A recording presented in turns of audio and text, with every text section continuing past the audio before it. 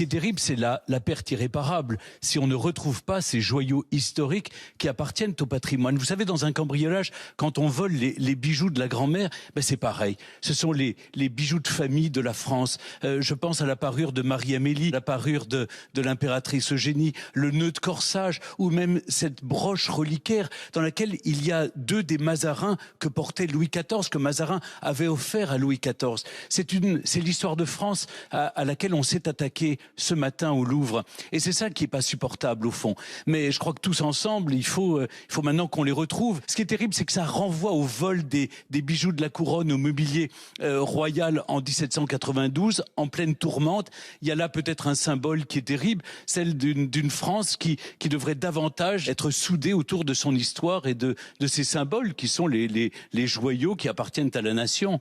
Vous diriez qu'il manque de moyens, ce musée, depuis longtemps ? Écoutez, en tout cas, Laurence Descartes et toute l'équipe du Louvre fait tout pour appeler de leur vœu, justement, qu'on donne des moyens pour la sécurisation, contre les incendies, contre l'eau, contre le vol.